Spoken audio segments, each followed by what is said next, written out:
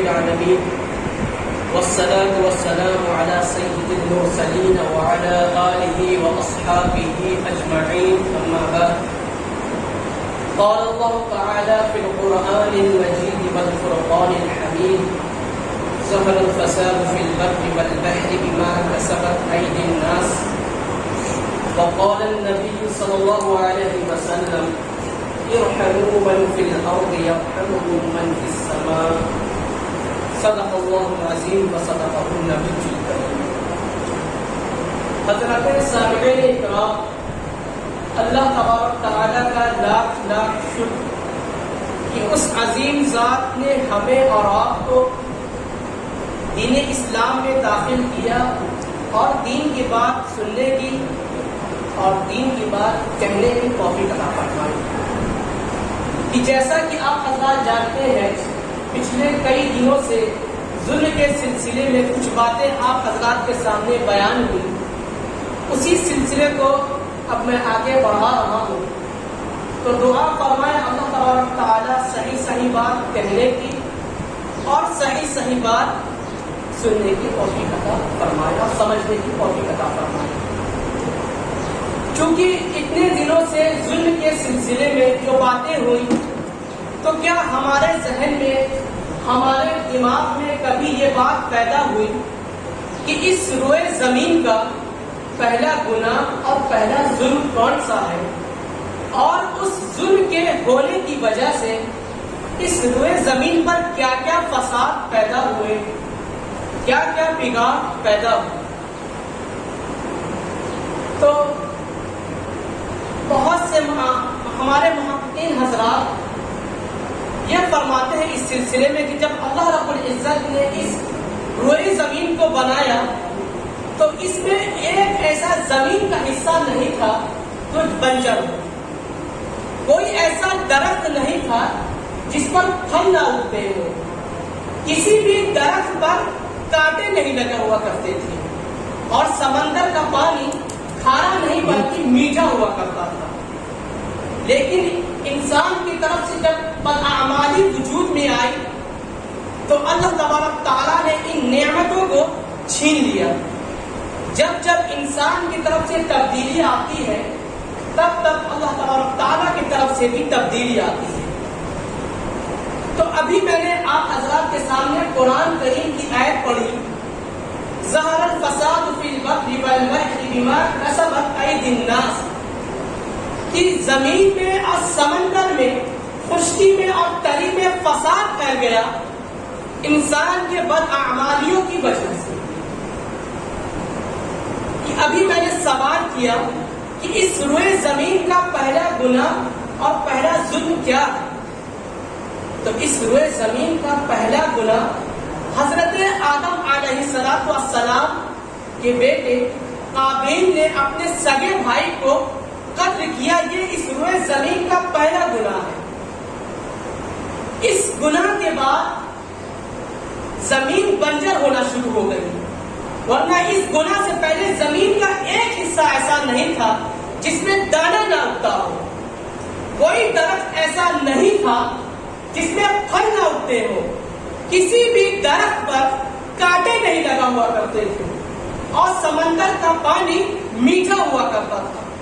لیکن جب حضرت آدم علیہ السلام کے بیٹے قابیل نے اپنے سگے بھائی حابیل کو قتل کیا تو اس قتل کے بنا پر اس زمین پر فساد پھیلتا گیا، فساد کا، ظلم کا، گناہ کا سلسلہ جاری ہو گیا. اور اسی سلسلے کی وجہ سے زمین بنجر ہونا شروع ہو گئی،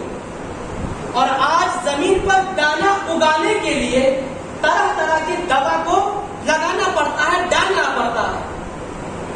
درخت میں پھل نہیں اگتے تو اس کے لیے دوائیوں کا استعمال کیا جاتا ہے.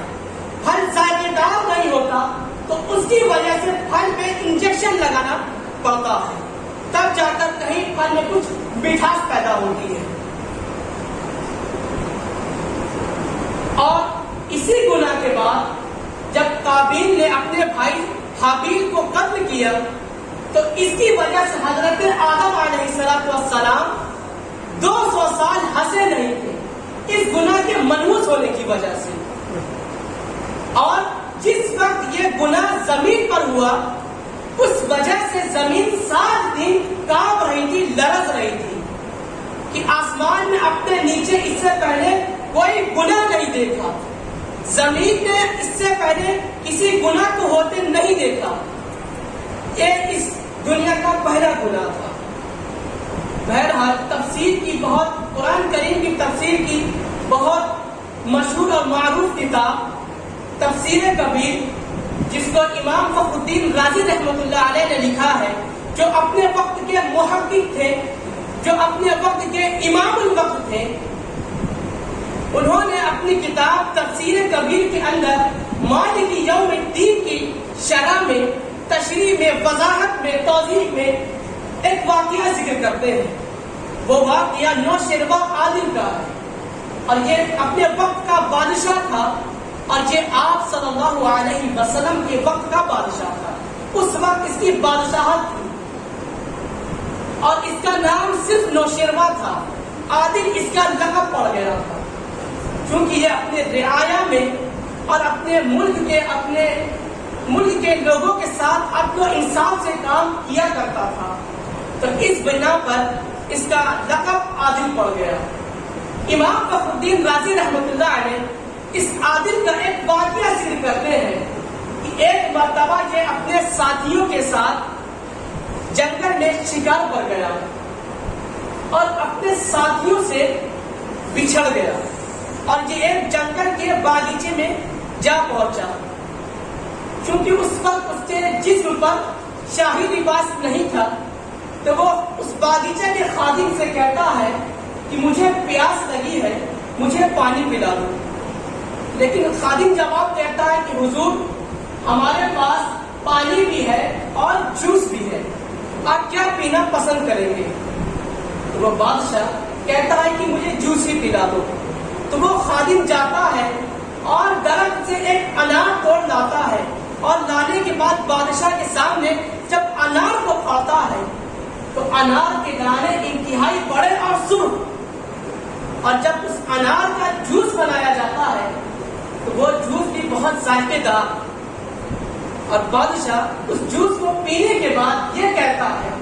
کہ میں نے نہ اس جیسے انار کے دانے دیکھے اپنی زندگی میں، اور نہ اس جیسے جوس کو کبھی پیا۔ یہ وہ شخص کہہ رہا ہے جو بادشاہ ہے، کیونکہ بادشاہ کے پاس جو چیز آتی ہے وہ نایاب ہوتی ہے، اعلیٰ درجے کی ہوتی ہے اور اعلیٰ کوالٹی کی ہوتی ہے، لیکن ان تمام کے بعد وہ بادشاہ کہہ رہا ہے کہ میں نے اس جیسے انار کے دانے نہ دیکھے اور نہ اس جیسے انار کا جوس پیا۔ اور اتنا کہتے ہی اس کے دل کے اندر ظلم کا ارادہ پیدا ہوتا ہے، اور سوچتا ہے کیا ہی اچھا ہو کہ میں اس انار کے درخت کو اپنی ملکیت میں لے لوں۔ بس اتنا کہتے ہیں وہ اپنے اس خادم سے دوبارہ کہتا ہے کہ بھائی میں تو جا رہا ہوں، تو مجھے ایک بار اور اس انار کے جوس کو پلا دو۔ تو وہی خادم پھر جاتا ہے اور انار کے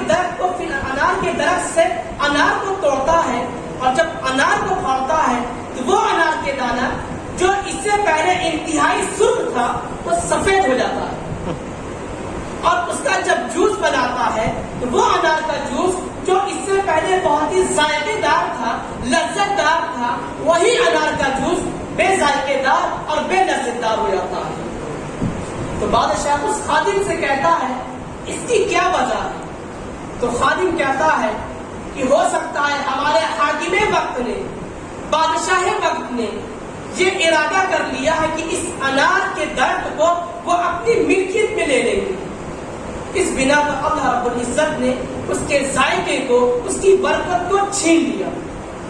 بس نوشیروہ عادل سہم جاتا ہے، اب توبہ کرتا ہے اور نیت کرتا ہے کہ وہ اپنا اس درخت کو اپنی ملکیت میں لے گا اور نہ ظلم کا ارادہ کرے گا، اور جانے کا جیسے ہی ارادہ کرتا ہے تو وہ خادم سے کہتا ہے کہ اب میں جا رہا ہوں، تو مجھے ایک اور بار اس انار کے درخت کو جوس پلا دو۔ تو وہی خادم تیسری مرتبہ اسی انار کے درخت کے پاس جاتا ہے اور انار توڑتا ہے، اور توڑنے کے بعد جب انار کو پھاڑتا ہے تو وہی انار کے دانے جو اس سے پہلے سفید ہو چکے تھے اس کی سرخی پھر لوٹ آتی ہے۔ اور جب اس کا جوس بناتا ہے تو وہی انار کا جوس جو اس سے پہلے بے لذت دار ہو گیا تھا، وہی انار کا جوس پھر لذت دار ہو جاتا ہے۔ تو بادشاہ کہتا ہے کہ میں نے پہلی مرتبہ اس کا جوس پیا تو ذائقے دار تھا، دوسری مرتبہ جوس پیا تو بے ذائقے دار ہو گیا، اور تیسری مرتبہ جوس پیا تو پھر ذائقے دار ہو گیا، اس کی کیا وجہ ہے؟ تو وہی خادم کہتا ہے کہ پہلی مرتبہ آپ نے جوس پیا تو اس وقت بادشاہ کے دل میں کوئی کھوٹ نہیں تھا، تو اس نے اس درخت کی لذت کو پایا، درخت کے پھل کی لذت کو پایا۔ دوسری مرتبہ جب آپ نے اس انار کے جوس کو پیا تو اس وقت بادشاہ کے دل میں کھوٹ پیدا ہو گیا، بادشاہ کے دل میں ظلم کا ارادہ پیدا ہو گیا، تو وہی انار کا جوس اس کو لذت محسوس نہیں ہوئی۔ اور تیسری مرتبہ جب آپ نے اس انار کے جوس کو پیا اور لذت محسوس کیا تو اس کی وجہ یہ ہے کہ ہمارے بادشاہ وقت اور حاکم وقت نے توبہ کر دی۔ تو سوچنے کا مقام ہے کہ ایک ظلم کے ارادے سے ایک ذائقے دار اور پھلدار درخت میں اتنا فرق آ سکتا ہے، تو آج ہماری صبح ظلم کے ساتھ ہوتی ہے، آج ہماری دوپہر، ہماری رات ظلم کے ساتھ ہوتی ہے، تو ہم اللہ کی نعمتوں میں جو برکت ہے وہ کیسے حاصل کریں گے؟ آج ہم کھانا کھاتے ہیں یا کوئی بھی درخت کا پھل کھاتے ہیں تو اس میں لذت محسوس نہیں ہوتی، اس کی صرف ایک وجہ ہے کہ آج ہمارے دل کے اندر ظلم کی محبت پیدا ہو چکی ہے۔ اس وجہ سے آج ہم ہماری جو اللہ تبارک تعالیٰ نے اپنی نعمتوں کو ہمیں دیا ہے اس میں لذت کو حاصل نہیں کر رہے، اور جیسے جیسے انسان گناہ کرتا جا رہا ہے ویسے ویسے زمین میں فساد پھیلتا جا رہا ہے۔ جو زمین کا ایک حصہ دانا اگلنے والا تھا وہی زمین کا حصہ بنجر ہوتے جا رہا ہے۔ جس درخت پر ہمیں جو پھل نکلتے تھے وہی درخت ہمارے بدعمالیوں کی بنا پر بے پھلدار ہو رہا ہے، اور اب وہ سمندر کا پانی جو انتہائی میٹھا ہوا کرتا تھا، آج دنیا کا کوئی ایسا سمندر نہیں جس کا پانی میٹھا ہو، بلکہ سمندر کا پانی کھارا ہو چکا ہے، صرف ہماری ہی بدعمالیوں کی بنا پر۔ تو ہمیں اللہ تبارک تعالیٰ سے دعا کرنا چاہیے کہ ہمیں ظلم سے بچائے، ظلم کی نحوست کو ہمیں پہچاننے کی توفیق عطا فرمائے، اور ہمارے اہل و عیال پر ہمیں ظلم نہ بلکہ ان پر شفقت کرنے کی توفیق عطا فرمائے۔ کیونکہ کافی دنوں سے ظلم کے سلسلے میں تقریباً 1 مہینے سے آپ حضرات کے سامنے بہت سی باتیں آئی، اور ابھی ظلم کی باتیں بہت سی باقی تھی، لیکن موضوع کو انشاءاللہ تعالیٰ اگلے ہفتے بدلا جائے گا، اور ظلم کے سلسلے کو، اس کی باتوں کو آج یہی ختم کرتے ہیں۔ آئندہ ہفتہ انشاءاللہ تعالیٰ صلہ رحمی کے اوپر کچھ باتیں آپ حضرات کے سامنے آئیں گی۔ آپ حضرات دعا فرمائیں کہ جو باتیں ہم نے سنی اور جو باتیں ہم نے آپ حضرات کے سامنے سنایا اس پر پوری عمل کرنے کی توفیق عطا فرمائیں۔ آمین۔ وآخر دعوانا الحمدللہ۔